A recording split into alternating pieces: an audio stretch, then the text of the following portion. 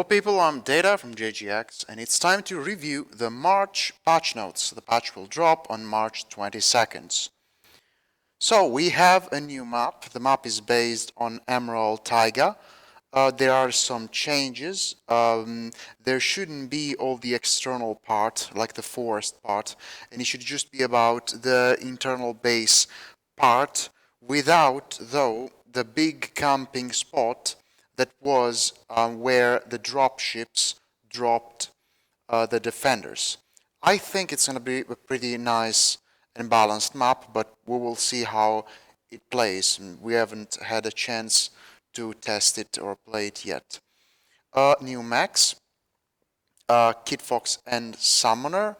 PGI chose these mechs by themselves. They haven't asked the Cauldron about this.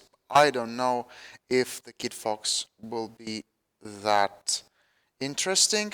The Summoner, though, definitely lets you do something new, which is massive SRM boating on a fast jumping mech. The Summoner is going to be pretty interesting.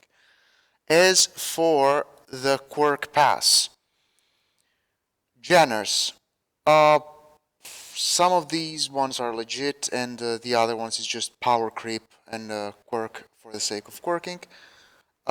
Extra, even more CT armor bonus and leg armor bonus, the way I see it, doesn't make any sense. It's a completely stupid quirk, just because the Jenners already have an insane amount of survival for their tonnage.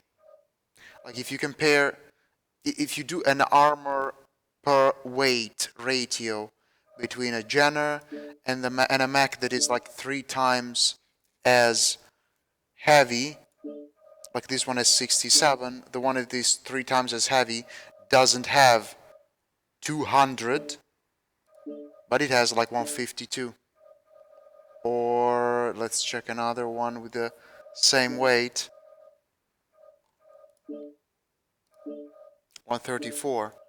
Of course, there is a small variation due to the skill tree, but the difference in terms of armor is so insane already, with or without the skill tree, that given that we have already a mech that has the CT plus 11 and plus 11, structure and armor plus 22 on a 35 tonner, and we don't have like 100 tonners with plus 60, plus 70 in the CT. So the armor on this mech is already very, very, very, very good. It doesn't make sense to me to slap even more armor on it. And on top of that, it also got more laser duration, more heat, just because people usually don't perform in this mech because they don't comprehend the playstyle that this mech has. This is a jumping Pop-Tart at 300 meters, so you use jump jets to literally Pop-Tart with lasers, like the Vulcan in comp. But this kind of playstyle is quite difficult, and weak people are not able to understand it. Jenner Oxide, it makes sense. It's pretty weak because it's ground bounded. It doesn't have jump jets. Jenner D, power creep generated by the fact that we added HSL quirk on the Jenner with light PPCs.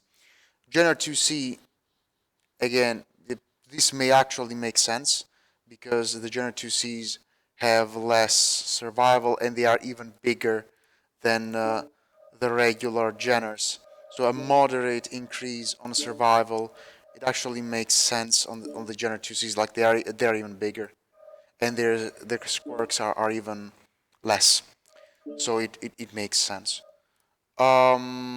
Cougars, that's okay, more survival, they needed it, but now I think they're just fine.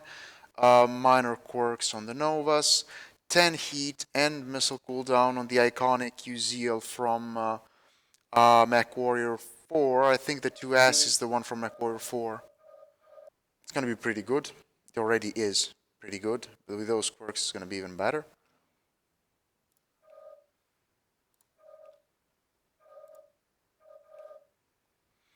Black Knight. This one is the light PPC one. It has cooldown that it doesn't need, and it was starving on heat. This mech, Black Knight 7, is going to become very strong, like this. You are able to shoot these ones together, and then these ones without ghosting. This is going to become very strong. Victor's full damage. Wrong approach, like completely wrong approach. Full damage is cancer on all the assault mechs and the heavy mechs, because they literally take a huge amount of full damage, even if they fall from very small hates. So full damage should have been addressed on heavies and assaults on the base level, not again just adding quirks to the mech that we like and then leave the other ones the way they are. Nightstar 9P. This is the Daka one. Nightstar 9P. Let's grab it. It's already very strong with 4 Ultra 5s. Also, Ultra 5s got recently buffed. The Nightstar 9P already has a very fat UAC jump chance, quirk, heat, and crit chance receiving. The way I think this is again buff for the sake of buffing. This one was already very strong and didn't need this quirk. Nightstar 9J, this is the one with PPC Gauss. So this is the one with 3 RPPCs and 2 light Gauss. PPC velocity, heat. You can do the 3 RPPC and 2 light Gauss in Alpha Strike. Very strong mech. I don't think he needed to have extra heat and ballistic cooldown. Quirk for the sake of quirking. But again, I can't just quarrel on everything, and basically the Cauldron doesn't listen to 99% of the stuff that I say. Marauder 4 HP matched survival quirks with the other ones. Now it has just the same SRM range. It makes sense because it's slow, it can't move that much, and SRMs don't have a maximum range, they just have an optimal range. This is pretty much how you should run it. SRM Bomber, it will have more survival and SRM range. It's already very cold, pretty fast for a 100 tonner. It should be a good mech. Bushwackers. Bushwackers X1 added 10 ballistic velocity. Bushwackers are already pretty good, like they didn't need that much. In fact, they are very much used already. The ballistic one, ballistic velocity, X2 laser duration, and 10% cooldown on this one. The Bushwhacker, you know, they are all pretty similar, so it was a good idea to make different quirks, to put different quirks on them, because they more or less are all the same, except that there are like the ballistic ones, which are all pretty similar, and then the missile ones, which are all pretty similar. Bushwhacker S2, it is a good spread of quirks. Let's go into the S2. 4 missiles, SRMs, lasers in the CT, or SRMs and a ballistic, and some small lasers in the CT, missile velocity, missile heat, missile range, missile cooldown. There's like 4 SRM6s, couple of small lasers in CT, and then see what fits in the arm.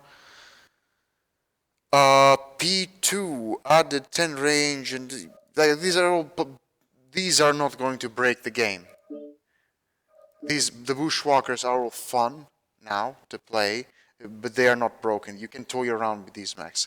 Catapults, this is a massive change because they have a huge amount of armor now in the arms that stacks on top of the buff of the missile bay doors. Basically, you don't have to open them anymore. You take the damage reduction if they're closed. They shoot by themselves, no delay anymore. Like, you don't have to open them and then shoot. And if you shoot without opening them, you don't have the delay like the King Crab claws. So that was already a pretty big buff. 25 extra armor on top of an SRM HSL plus 2, it's completely unjustified. This is a bit excessive. Basically, this mech will have turbo survival in its only weak point, because it's already stalker shaped. It's already very difficult to pinpoint the torsos. Its only weak point were the arms, and now it doesn't have that weak point anymore. And it also have extra firepower. It will be able to jump pop dart with this huge alpha of SRMs. This was a mistake. Catapult K2, nice quirks, AC velocity. This means that if you go like PPCs and AC10s, it will be easier for the ACs to sync their velocity with light PPCs. Other mechs, the other catapults that already had a good spread of quirks, they've just been converted from specific to generic to allow more different builds. The C2 was the LBX based one. You can go nice with 2 LB10s and 4 SRM2s. That was the Solaris 1v1 build, or just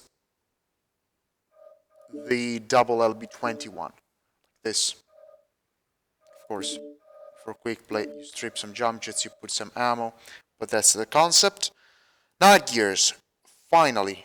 I have waited for this long time, but unfortunately, there are a lot of people that say, oh, the night gear is OP, blah, blah, blah. It's not OP. The night gear is, with these quirks, hopefully it will get good. The main reason is that the night gear is as big as an assault, as slow as an assault. It doesn't have the firepower of an assault, but it has the mobility of an assault. So it has all the downgrades, but there are no upgrades. You can take a mech with similar agility, similar sides, even more armor, even more firepower. Like most of the assaults are like that. This one is just shit. And with these quirks, maybe his performance is going to improve. I think these ones were too conservative. Like the main problem of this mech is that due to the sides, the armor values are completely unjustified. Like you can't have a 70. Like if a mech that is, say, that small. Where is it? There you go. If a mech that is that small, DCM high mounts can have 49 in the side torso, or for example, it can have, yet again, 49, or a 35 tonner can have 51. If you have 51 on a 35 tonner, 51,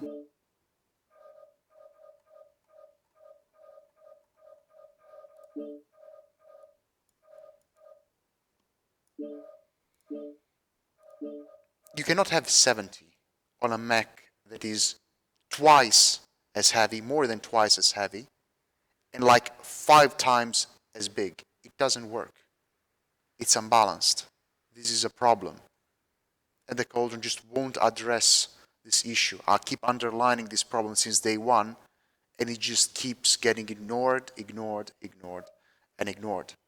And instead of buffing the armor values on the mechs that have a sides per armor ratio that is shit,